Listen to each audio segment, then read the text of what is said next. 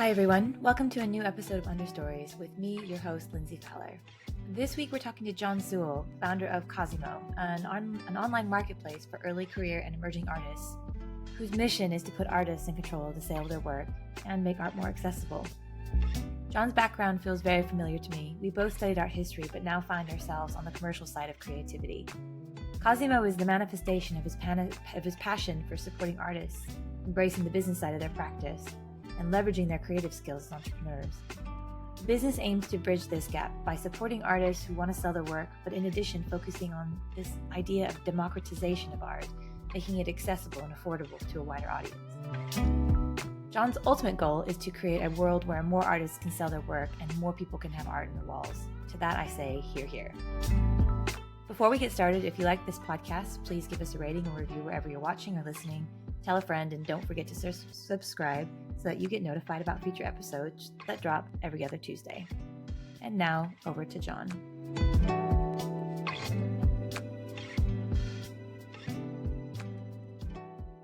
John, thanks for coming on Understories. It's really lovely to have you. Thanks for having me. For people who haven't come across Cosimo or you, could you tell us a little bit about what you do and your background? Yeah, sure. So Cosimo is a marketplace for, we tend to say, kind of early career and emerging artists.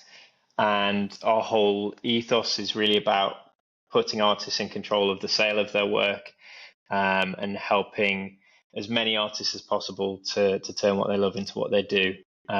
We've got over 1,000 artists signed up to the platform at the moment, primarily from the UK, but we've got members from all over the place as well. And we've been going for 5 or 6 years now, I think. So it's been a long journey, lots of lots of learnings along the way. But yeah, it's we've got plenty more in the pipeline as well. And we're really trying to use technology to make art more accessible for people. So that's what we're all about. It's really interesting because we were talking a bit before when we first met about creating sort of a business mindset around art and like how we both know that they kind of feel like in conflict with each other, right? Because it's like, it feels a bit dirty to be selling your work or whatever. How have you? I mean, with over 1,000, you said over 1,000 artists on the platform. Yeah. How do you talk about this with them? And do you get pushback? Yeah, I think one of the things that tends to kind of come through, and we're doing a load of work around this actually in terms of education and support for artists, is that most of them want to be able to sell their work and they want to be able to kind of turn it into a professional practice, but a lot of people have just never been given the framework for how to do that. And I think the platform, we're trying to design it so that can take care of a bunch of the administrative tasks. I mean, one of the founding reasons behind the platform and the whole setup, so artists can sell for free, so we don't charge the kind of typical 30 to 50% commission that most galleries take. One of the reasons for that was I saw that a lot of artists were selling their work to their own followings through Instagram, for example. But then they'd be sending PayPal links and they'd be messaging back and forth, and it'd be a whole process. They'd lose people on the way, and it was just all a bit messy. And so we want the platform to kind of take control of the administrative stuff, the payments, the invoicing, the shipping, the logistics, all that kind of stuff. And then I think there's also kind of a lot of soft skills stuff that we developed this academy content as well, because I think there's a lot of support artists need to understand the business side of it. But I'm a real believer that most artists, because they're creative, are actually generally really good entrepreneurs, because the skill sets are really similar and the ways of looking at the world are really similar. Can you say more about that? Because I think that's a really interesting way of coming at it. Yeah, I think so. I mean, so the thing I always go back to with this is that if you look at a load of the biggest kind of tech companies, so like Airbnb, what became LinkedIn Learning, what's the other big one? I did a whole talk on this, I forgot. But the Airbnb is a great example. So the co-founders of Airbnb were both art school graduates, and I think it's a whole way of looking at the world as an artist, which is around, you're kind of when you're making an artwork, you're often kind of breaking down what the world looks like around you and then trying to represent it back to people. And I think entrepreneurs and business people are often doing the same thing. They're kind of looking at the world and going, well, this is what I see, but this is how I think it could be better. And there's a similar kind of process in that journey. And I think that there's a kind of it's a kind of it's playful. I think as well as one of the things is that like art is a very playful thing, and entrepreneurship has to be, because you have to just kind of try stuff and see if it works and hope for the best a lot of the time. So true. And kind of just be willing to take those risks. And again, artists, when you're learning how to become an artist, even if you're self-taught, you're teaching yourself how to take those risks, how to push your practice. And I think a lot of those skills are transferable. And so one thing we're really keen to do a lot of the time, I don't think that necessarily artists need a framework. You see these courses where it's like, do X, Y, Z, and in 3 months' time you're making 10 grand a month, blah blah blah. I think it's more of going, here are some of the ways that your brain is already working and how you think about the world, and here's how we can actually use that to help you to operate in a way that you like, and it is, as a business that's set up for you. And so it's just giving them the kind of nudges of like, you might want to think about, licensing your work, for example, or you might want to think about how to start creating a business plan or formulating a sales strategy, or all these kind of things. And then artists are creative, so they can actually run and apply that sort of overline theory to their actual practice themselves. I love that, because I think the thing that always bothers me when I see those kind of courses online, or like someone talking about, oh, I did this thing and it made me X, Y, Z, is people, or like theories. People will put out theories on like, that are, this is your theory on how to price things properly and blah, blah, blah. None of these things are done within the context of the creative and their current circumstances, right? And actually the way that they think about their own work and the market in which they're working.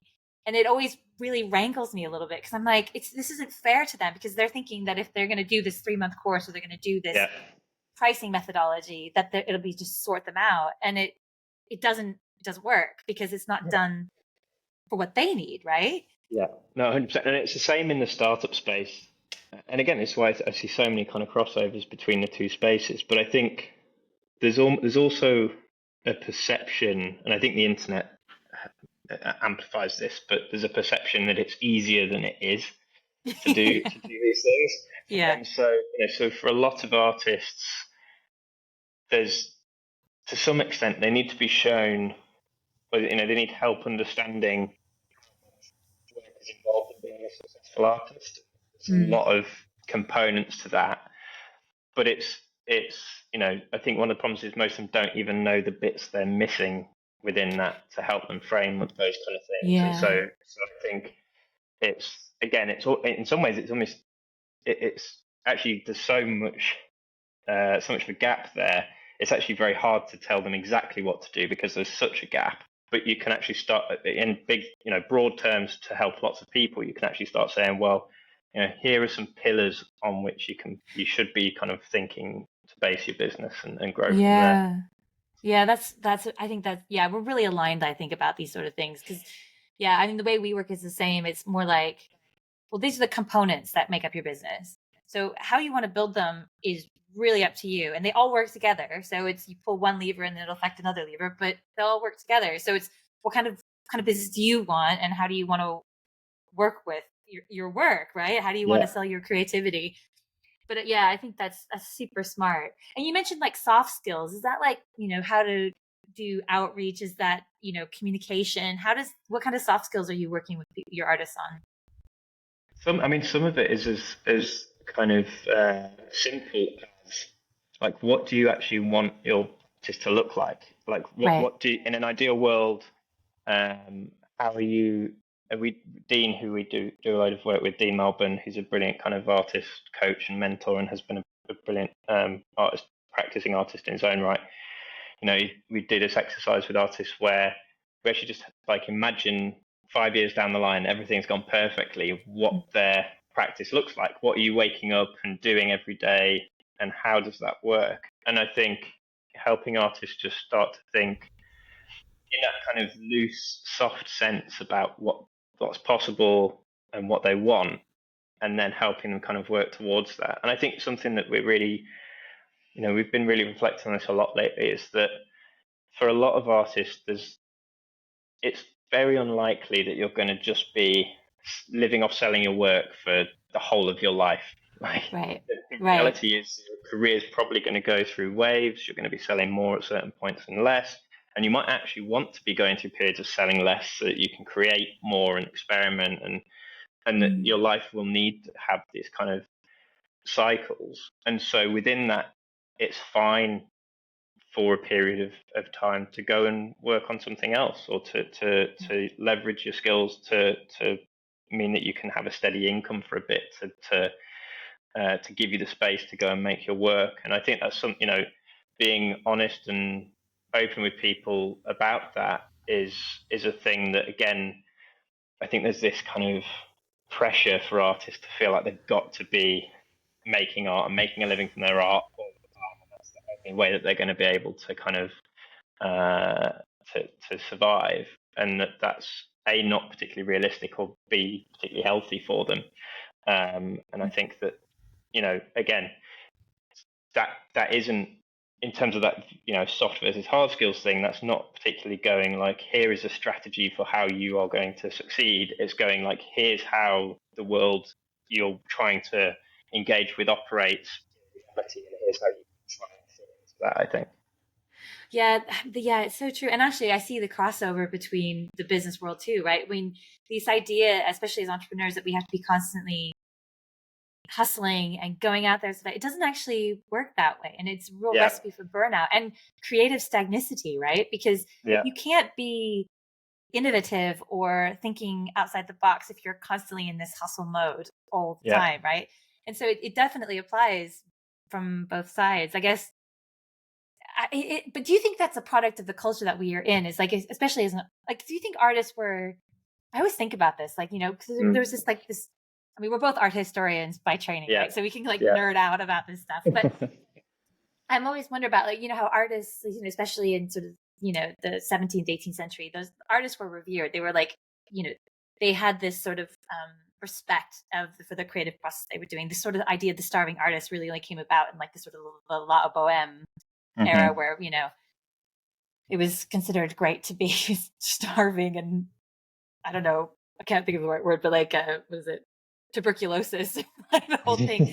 But like those artists in those periods, they were hustling for commissions, of course, but they must have had downtime, because this is just the nature of the beast. And I always wonder now, it's like, why are we all in this position when we think we just have to constantly be creating, we have to constantly be innovating? We're not meant to be. Everything's cyclical, as you said. It's like, do you find when you're working with people, this must be quite a new way of being and thinking for them. Yeah, I think about it quite a bit as well, in terms of just imagine like before emails, right? And you've got like, you're waiting on, or like, even before, faxes, whatever. Like, imagine when it was just letters. And so you send your email, and it's going to be, at least half a day before you hear anything back. Like, in the best case scenario, it's probably going to be a couple of days.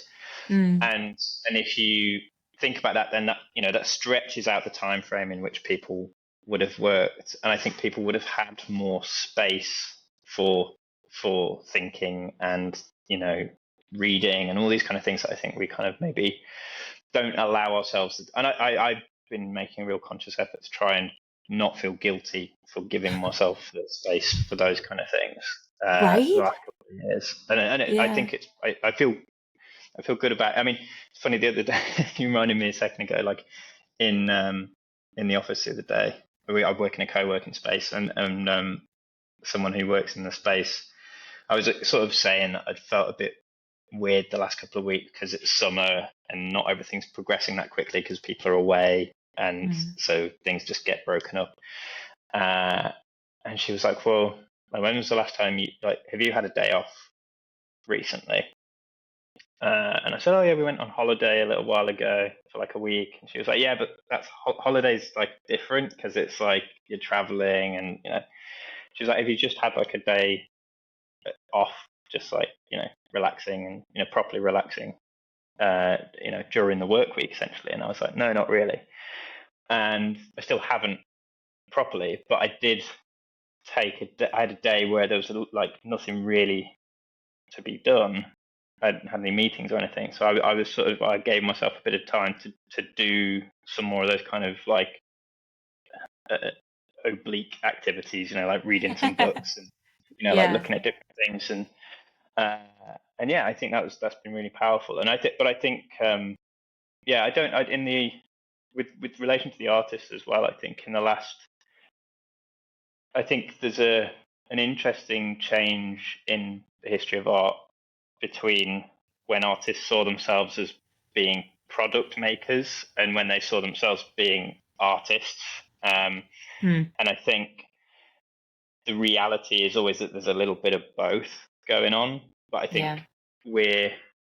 I think artists, the most successful artists I see, tend to be honest about the crossovers, and they understand that like they are making a product, they are running a business, but that enables them to do all the fun artistic stuff as well. And that the best place to be that is in that position, because typically if you're the starving artist not selling your work, you can't make your best work because you've got to worry about how to feed yourself and put a roof over your head, and that's stressful and not it's like being business owners. People talk about this all the time, but that's not conducive to you actually being productive and effective at whatever you do. So true. It's so true. I remember, I think it's like George Orwell was, I think in Down and Out and not Down and Out, no, it was Road to Wigan Pier. I think he talks about Mm. poverty and how like to think about money takes up so much headspace, right? You can't Mm-hmm. think about anything else while if you're broke. And so to have artists be in that position where they can't actually afford to do their work, it's like, yeah, it feels, it's so obvious, but yeah, it feels Yeah, really counterintuitive because I think there's something about this, I don't know, this reverence around the art that it can't be treated as a product, that it can't be treated as this commercial thing, because otherwise yeah, it's less authentic or it's less, I don't know, it means less or something like that. There's less yeah, heart put into it, but that's not the case. yeah.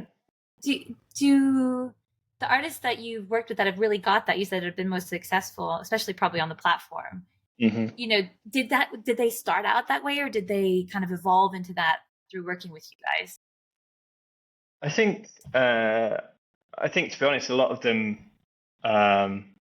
a lot of them were good at that kind of thing before they came to us. But I think one of the things that's been cool, we've done a series of work that we've kind of called the scholarship program, where we've got a sponsor who sponsor the kind of premium membership to the community for a bunch of our kind of most exciting kind of young artists, and they get access to the platform. We also go through some one-to-one and group support with them, and I think one of the things through that that's been really powerful is seeing that kind of, again, that kind of thing of, we don't necessarily need to teach them stuff. They often kind of know these things, but I think it's one of the things that's been really interesting is actually just giving people the space to try and figure these things out and talk amongst themselves. And I think this is again something that's really interesting in the art space, and something I've taken from the startup world again is that there's in the startup space you have all these kind of communities and networking and all this sort of stuff, and it gets a bit over the top sometimes, but there's very little of that for artists. And I've learned so much going through kind of accelerator programs, incubators, and all that kind of thing from a startup perspective.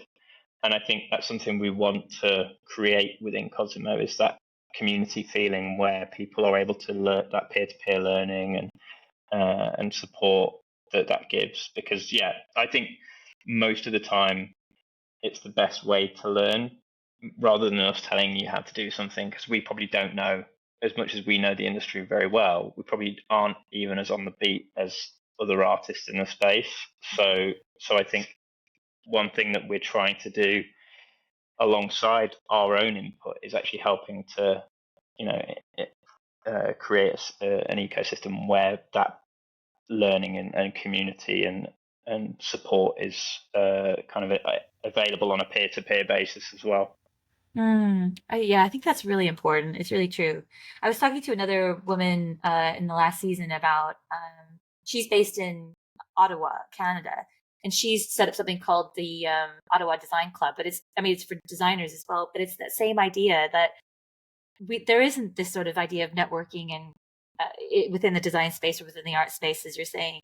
But the benefit that it comes from people working together, from that sense of community, is really irreplicable, right? Yeah, You can people need each other to do these things properly, and to feel like you're not like losing your mind and that you're yeah, not alone, right? Because it's so definitely. hard, right? Not only I think probably being an artist, but also being an artist entrepreneur. Mm. It must be such a challenge. Yeah, um definitely. do quite a lot of the artists, I imagine they must also have something separately on the side as well, because it's always going to be difficult to earn a sort of a proper wage Yeah, in the beginning. Do you talk at all about how to balance those two things? yeah. I think it is really difficult, and I think it's something I've come to be more um, yeah, more attuned to. I think is the realities of people's time and Mm. the pressures of other things in their lives. But I think something we've been encouraging people to do is a lot lately is try and find ways to move that the the work you do for money into the art space. So we've got a really Mm. great example of one of our scholars who he is a like just incredibly talented painter, and he's recent graduate, so he's still kind of developing a network, developing his practice. There's still kind of space for him to grow into in that sense. But he got a job working in a framers, and so by day he's kind of working framing other people's art, engaging with other artists. I think stretching canvases, all these kind of things. And so not only is he learning about the trade of the art world, but he's actually also building a network in his day to Mm. day that is relevant to his artistic practice. And it's and as well as the kind of things there, you can start to leverage that. So you can start to be like um, it's the old cliche story about Picasso, using a drawing to pay for his dinner or whatever. But you can start Yeah. to within that space, you can start to be like, oh well, I could get you a good rate on some framing if you can help me with something else, and Yeah. it all starts to play into the bigger picture. So yeah, so I think and again something with working with some universities at the moment. I think one of the things we're trying to help frame there is that artists have so many skills that are transferable to other industries, Mm. and like I said, the creative thinking is really valuable in a business sense as well. And going to artists, well, you can leverage those skills to do really cool work, and you don't have to. And it's not a slight on people that do this, but the graduate outcomes for a lot of universities for fine art, most people are working in hospitality, and Yeah. my guess is that's not what they want to be doing. Mm. Uh, and so so I think you can leverage the skills you've got to find those kind of relatable, transferable kind of outputs from the skills that you've got that can actually then actually help your artistic practice as well, whether it's through network or Mm. opportunities, or if it's just being paid more. I think that's something Yeah. as well that is Y- underestimated. yeah, that's, yeah, it's so true. So, I mean, you started Cosimo 6 years ago. Did you say 6 years? Well, yeah, I think we went live 6 years ago 6 years. initially. Okay. So, you're an art historian. You have your MA and your BA in history of art from the University of Birmingham. How does one go from an art history degree into tech? Yeah, no, good question. And the funny thing is, the tech side for me didn't even really happen until about 2 years into Cosimo. I think 2 years into Cosimo, I realized I couldn't just pay other people to do tech. I should probably, partly because I ran out of money, so I figured that I Yeah. should probably learn a bit myself. Yeah. And in doing that, I actually learned. It helped me actually frame what we do and by understanding technology more. So that was an interesting whole thing. Mm. Um, but the kind of the way it all came about was I think it was in my first year of my undergraduate, coming up to the summer. I figured I should probably get a job so that I could afford to go out with my mates in Lancaster, which was always a fun night out. But yeah, I figured I should probably get a job and hopefully try and get a job in, like I said, same sort of thing, get a job in the space that I'm interested in working in, which Mm. was the art space. And I didn't know what I wanted to do with my art history degree, but I wanted to explore the space. So I started to work in this little commercial gallery in the village where I lived, up in the Lake District. And it was a funny job because I was working 2 days a week in the gallery and then 3 or 4 days a week in the kind of DIY store that the gallery owners also owned. So, I it love was it. kind of like it was this weird crossover. Um, but yeah, the gallery thing it's a great little gallery in a lot of ways, and some really good artists and a mix which was interesting of kind of local artists and then some more kind of national and internationally known artists that were part of the owner's collection and stuff. Mm. Um, but I think I saw one of the things I saw in that was really eye opening was how trepidatious people were going into the galleries, or into the gallery space, and um, I suppose how even I felt out of place in there. And I was working there, and I didn't quite feel like I belonged in this world. And so I was kind of like, if I'm feeling like that, um, then these people probably feel even worse. And what was odd was I could tell people were interested in it and they wanted to engage with it, but there was this kind of disconnect. And What actually, do you I attribute to that to? Sorry to interrupt. What do you yeah, attribute that to do? I mean, I think that. I think a lot of um, it's actually it's not real per se. It's not like the art world is actually for the most part this kind of snooty exclusive thing, but I think there is this perception. Um, and I think particularly, commercial galleries. I mean, the reality, and this was one of the things I think I found was that the reality was that the way the business model is set up is for both the artist and the gallery to make the money they need to make it worth their while. The prices have to be probably much higher than most people are willing to pay for the artwork, and that mismatch makes people they were going in and they're looking at stuff and going, well, I like this piece, but I don't understand. I can't understand why it's £1,000 when it's this Yeah. tiny little thing. And then Yeah.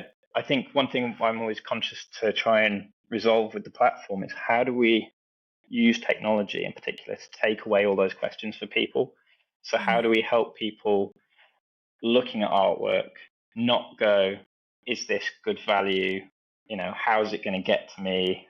How am I going to put it up? Like in the long run, I think where we want to take the platform is like as Amazon does, like you don't even have to think when you're buying something on Amazon. You just click buy now, and it's going to turn up tomorrow, and it's like this really seamless experience. I think there's no reason that art can't be like that. I think I think that adds to why people feel disconnected from it. But I think what I was going to say was that I think I heard a stat the other day that just sort of like it makes sense when you hear it, but it blew my mind. Magnus Reg, the art economist, was saying that there are more people each year go to art galleries and museums, like the big ones, Tate, Mm. Louvre, than watch Premier League football and the NFL combined. And you Wow. think how big those markets are considered to be and how much money's involved with that. And I think he was sort of saying, what that shows, people really have a desire to engage with art, and people like art, they're interested in it. But what I always find bizarre is that then there's this disconnect between all those people going to galleries and then the people who actually end up buying artwork from artists is like a tiny, tiny fraction of that. And so there's, I think there's a much bigger audience than is actually currently being engaged, and that's where I think Cosimo can sit in the ecosystem. Sorry, to to connect those people and join those dots. And that was very, to go back to the kind of founding story and how we kind of came about. That was kind of my sense at the time, was that there's a lot of people out there who want to buy art. There's a lot of people who want to sell art. There's a lot of artists out there, Mm. but there's currently a mismatch between how they connect and interact. So yeah, It's, that's where it came from. it's so interesting. It's like almost like the democratization of the purchase of art, right? So you Right. can, yeah, I was thinking about, it's like, I'm wondering if that is because, we go to museums to see these famous revered painters. And there's a sort of this elevation of the art, right? Yeah. And I wonder if in some ways that idea of it being able to be owned by you directly is like, that's almost been not in the vernacular, right? It's almost kind Yeah. of like, well, I mean, I only recently, actually, it's really funny. Only recently I've been thinking about it. I found this amazing textile artist she takes pictures of beach scenes in France and then redoes them with like stitching. And it's insane. I'm like, Yeah. I mean, they're tiny little pieces, probably like, I Yeah. don't know, 20 by 20 centimeters. And I'm like, I would buy that. I would actually buy that. I got really excited about it. And that's probably the first time that you think that actually you could buy that. You could do that. But I think that's the sense, is I've always kind of kept it in that kind of elevated point. Even when I was studying it, it was like this thing to Mm. be looked up to. Yeah. Do you find then that the customers that are buying from you, there is this real hunger, but do they almost not even know where to start? How do you help them choose? Yeah. Well, and again, I was one of the reasons I decided to set out in building the platform was because I'd had a little bit of student loan, obviously a little bit of pay coming in from this job, and I was Yeah. like, maybe I should buy some art because I'm interested in art, and it'd be cool to try and start a mini collection. Yeah. And looking the something for 250 quid, like max, and see if I could dip my toe in the water. And I was Yeah. looking around all the existing platforms, and I was like, I have no idea where to start. There's so much choice. I don't know enough. Um, and again, I was saying that as someone that was supposed to be studying in the space and know about these things. Yeah. Um, and so I think there's a huge amount of work that needs to be done still, and we're working on some sort of technical solutions for this, to help guide people through that process, and to kind of where I talk about it is to do the bit that galleries and art consultants do really well, and where they earn their money, I think most of the time, is in that guiding, hand holding, going, this is a good artist for you, this is right for your budget, right for your needs, they help with that process. And Mm. I think there's a lot of scope for technology to help more people through that process. And so at the moment, we've got a kind of early stage matchmaker that takes some of your interests and preferences and feeds it into our database of artists, and helps connect people in that way. But I think there's, we're talking to some academics and some researchers doing some really interesting stuff to actually understand why people like the art they do and how we can kind of feed that in. I think there's a lot of space. There's a lot of work to be done, but it's a really exciting. a really exciting gap, I think, that still needs to be resolved in the industry. It's true, isn't it? Because also it's so subjective what resonates with one person versus another. And I think you're right. I think there's people who actually can help interpret what you're saying, the needs that you have for the work that you're trying to, I don't know, the kind of the feeling that you want to have, or Yeah, the thing that you want to look at every day and enjoy.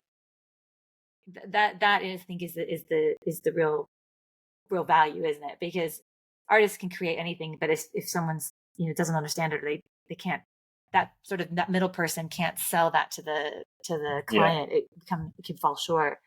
It's really interesting. So what are I mean, you've got all these different kind of pans in the fire for Cosimo. Like, Yeah. what are you guys thinking of doing with it over the long term? I mean, ultimately, the way I see the platform developing is, like I say, I think really helping build the kind of tech tech-based infrastructure on which independent artists can sell their work and manage their businesses online. And I think there's different, as you say, there's different strands to that. There is the kind of the sales process is one thing, the shipping and logistics process is another, and I think that's a really exciting and interesting part of the industry as well. Um, the buying journey, helping artists to be connected and stay connected with their audiences, because I think that's to your previous question as well. Actually, one of the things that's certainly the case is that a lot of the artists that sell on our platform are selling because people are following them elsewhere and keeping tabs on their work and building that relationship over time. And so I think there is an underestimated part of buying art that is, I like this artist and I like, there's something about it's not just the object, the person really plays into it as well. Story. Um, yeah, and I think that's really powerful. So how we help those artists tell those stories and engage people, and then everything right through to make authentication and evidence and all that sort of side of things as well. I think there's a lot of space there, that there's some cool stuff we're looking at in that side of the market as well. So yeah, so I think it's one of the things I talk about a lot is that for such a big industry that has on paper, people talk about the art market, $50 billion a year or something that's crazy. But Mad. on paper, it being that big, and I think it's actually even bigger because most of the market is actually not in those conversations. That's all the big mega shows and all that sort of stuff. But most of the market Yeah. is, people down a local craft fair, selling prints. There's a huge part of the market there, but it's still so far behind a lot of other industries in technological terms. And I don't think there's any real reason for that. I think it's just a case of trying to put all these pieces together and do so in a way that is valuable to people and that is useful. So I think that's kind of what Mm. It's really fascinating. So I always ask everybody this because I think it's really, obviously this is a podcast about creative business, right? And I would say that what you're doing is obviously a creative business, right? Because, well, I mean, from what you were saying earlier, you could probably say that they're one of the same, right? It's like we're trying creativity and business work so beautifully together. to do. But for you, like, since you've been doing this, what has been the most surprising thing for you that, you've learned about yourself through this process of being an entrepreneur, being a creative, dipping your toe into the tech world and really sort of Yeah. falling in? What has been most surprising? Um, but a lot of surprises along the way. Um, Most surprising, I think, to be honest, I think one thing that I've really been reflecting on this a lot lately. I think the thing that um, I underestimated when I started out was how important partnerships and networks Mm. are, and not being afraid to try and develop those partnerships, and partly in that, aiming high with the people you want to partner with. We've got some really cool stuff we're working on with some really big brands, and they kind of, in most cases, they came about from me just reaching out and going like, "Hey, we're doing this cool thing. We'd like to join your cool thing." And I think it's there's a lot of opportunity in that. But I think, like, when I started out, I was very, I think I was quite insular and scared of other Sure. people in the space, because either I thought that they would not like what we're doing because it's disruptive to the industry, or because I was, a student trying to start a business. And I mean, they would be right. I didn't know anything, but going in and saying that I know how things should be done and all this sort of stuff. And so for the first few years, I was probably less willing to be, to work with other people in that sense. And having been more open to that the last couple of years in particular has opened a huge amount of doors and made some really great opportunities. And it's been a lot of fun because we've got to work with some really interesting and cool people. So I think that's something that I think has been surprising over the course of the last few years. Yeah, it's really true. I mean, business is a team sport. I always said this. I think I first heard that from someone called Daniel Priestley. I think it's a really great line. But I think it's a team sport even if you're doing it on your own. Like or even more working with so. people. Yes. Because 100%. you've only got, and I think, again, like, from my side, coming into the industry with very few connections, very little experience, like, I can't. There are gaps that I have, but that other people can fill those gaps, and they can support with those kind of things, and that, I have value to bring to them, and Cosimo has value to bring to them, but that they can bring value to us, and that it can work for everyone involved. And I think that's trying to find those places where there's that give and take, and that reciprocity. Yeah. Really valuable. It's really true. Yeah. I think, yeah, no, I don't have anything to add to that. It's so true. It's so true. But it's really hard though, I think, because, especially I think there's a confidence issue there as well, right? It's being able to kind of, put yourself out there and be like, oh, I've got this idea. And it's so scary. People are going to just like shoot you down, right? And be like, and most of the time, I actually really feel like people are just generally nice. I think most people would be like, yeah, great. But I think 100%. we build up in our minds like, oh, I'm just a small fry, or I'm not, no one's going to believe what I have to do. I think it's more about our own sort of sense of confidence in our abilities and what we're trying to do that actually holds us back from sticking our neck out and reaching out to those brands, as you say. I still have. I don't think I've gotten over that yet. I think I still do. I think the thing about that as well is, like, part of the reason why I got out of that was just through necessity. Like, when you're backed up against the wall and you're like, I've got to throw a Hail Mary here and see if I can, it's like I've got no choice but to try and speak with this really important person, because I've got nothing to lose. But like you say, that even when people aren't able to help you how you might want or think in the first place, most of the time, like you say, they're willing to give you something, whether it's a conversation or an introduction, or just there's you can get a huge amount of value out of just those little things as well. And it might not be what you thought it could be or wanted it to be, but that there's still a lot of benefit to just trying and reaching out and seeing what people say. Completely. I mean, I always try to remember like what I would do, right? When people reach out to me and they're just like, I've had people who I have no connection with who just reach out and be like, oh, I see you work in this space. Do you know such and such? Yeah. And I'm always like, oh, I don't know if I can help you, but I'll try. I think I might know this person. I think generally most people are like this. They just want to help each other out. Like so that's the lesson for everyone. Just stick your neck out and go for the ask, right? Yeah. But as my old coach said, he said, you have to be specific on what you're looking for. Because if you just like reach out to people and be like, oh, hey, what are you doing? Like, I like your thing. They need to know what you want from them. But if you say, oh, I need to know about X, Y, Z, most people are like, oh yeah, like, sure. I think I made that mistake a few times as well, of being a bit fluffy in that bit, and being a bit scared for that. Like I could ask for the conversation, but then being honest about what I really wanted out of the conversation. Like I think sometimes it's better to get that out and tell them, because then again, like, and the thing I always say to people is like, you always want to just find the answer yes or no either way. Like at least then you've got all the information and you can move on with your life, and you're not kind of in this weird like, ooh, should I ask them? Shouldn't I ask them?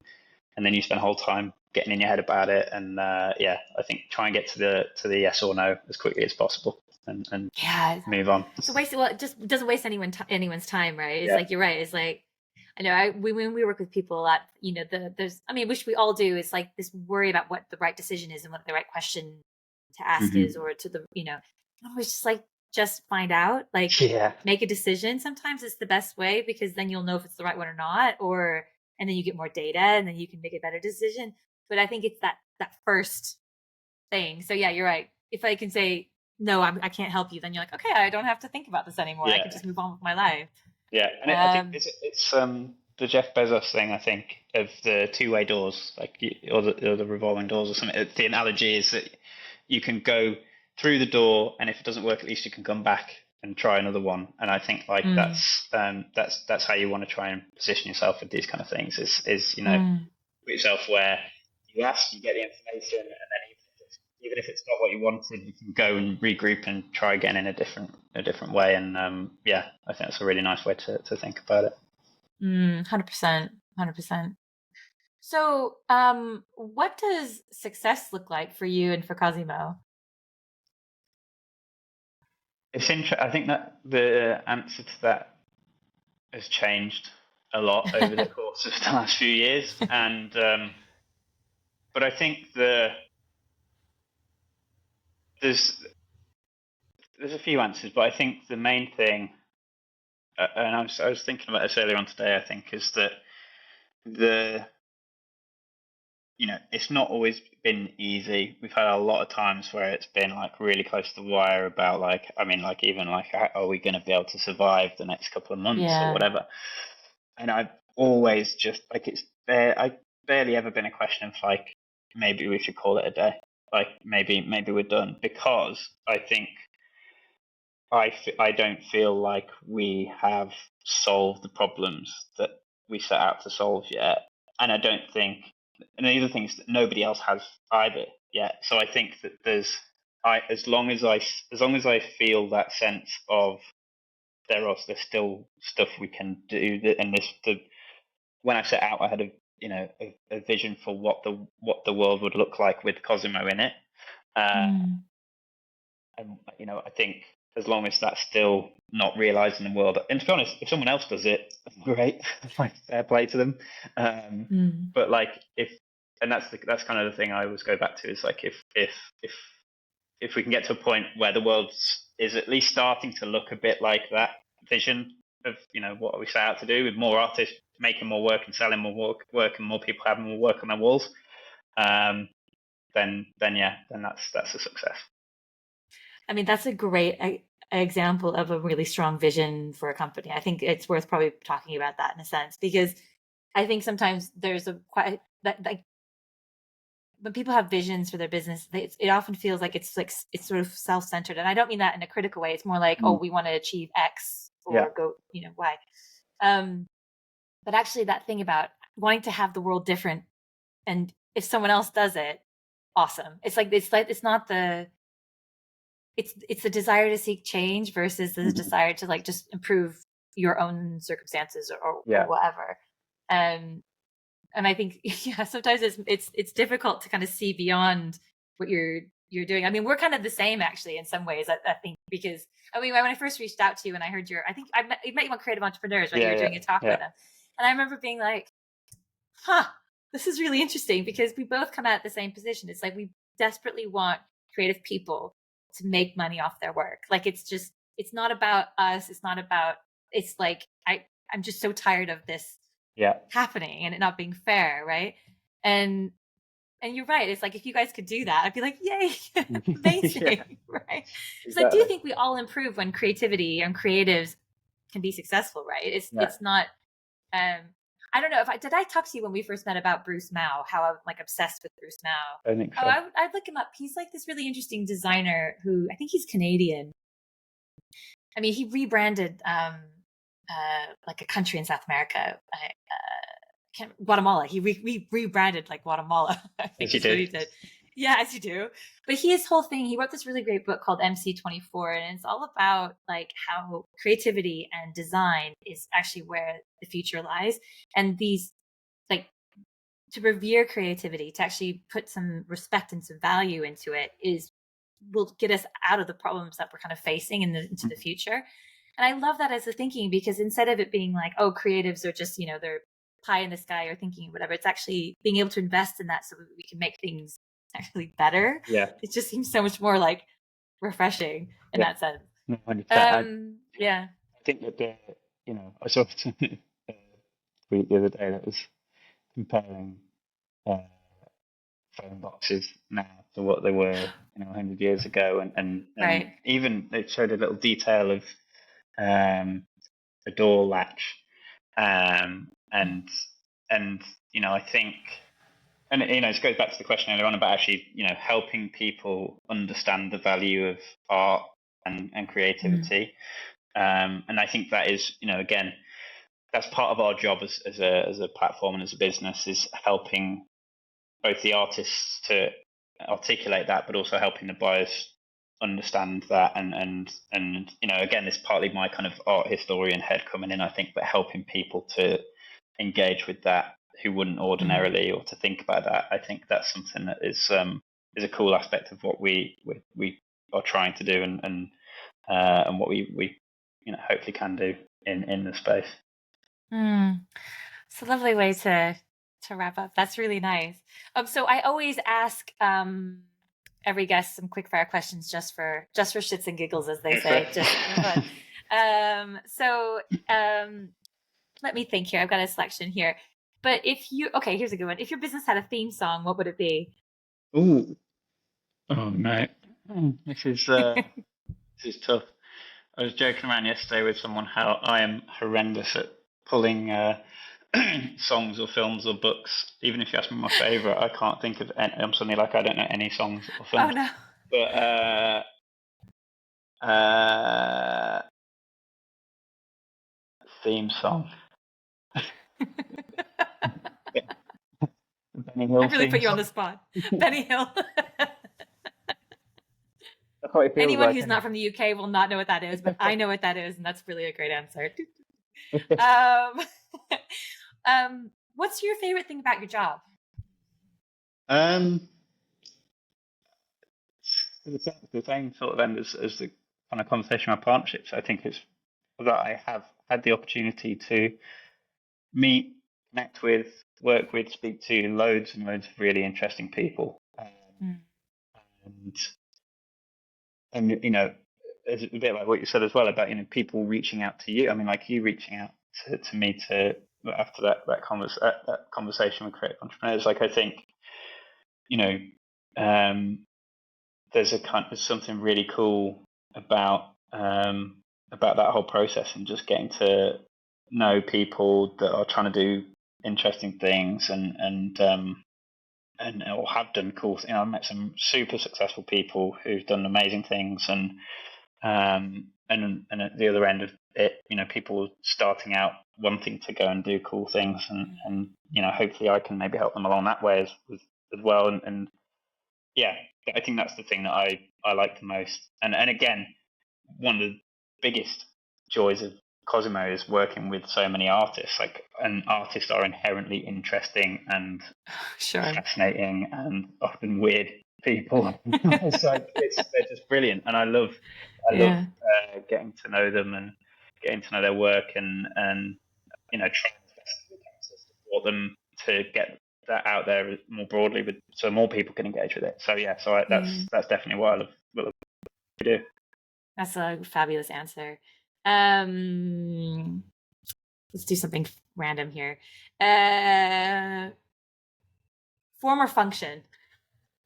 I suppose what I said earlier, I have to say form. I think. Form. otherwise that makes sense. Yeah. But in reality, I'm probably more of a function. But if it was in my house, I'd probably be more of a function than a form person. But Or maybe it's like both, right? It has to yeah, a overlap, little bit of right? both. Because, yeah, exactly. Amazing. Well, John, if people want to learn more about you, if they want to find Cosimo, where's the best place for them to find you guys? So Cosimo, the website is www.cosimo, so COSIMO.art. And we are on Instagram, Cosimo Art Online. Those are probably the best places to find Cosimo, and I'm on LinkedIn, and pretty active on LinkedIn. So if people want to reach out there, then yeah, you'll find me somewhere on LinkedIn. Amazing. Fabulous. All right. Well, thank you for coming on. This has been such a nice chat. I really appreciate you being so candid, as No always. worries. Good fun. Yeah. Thank you.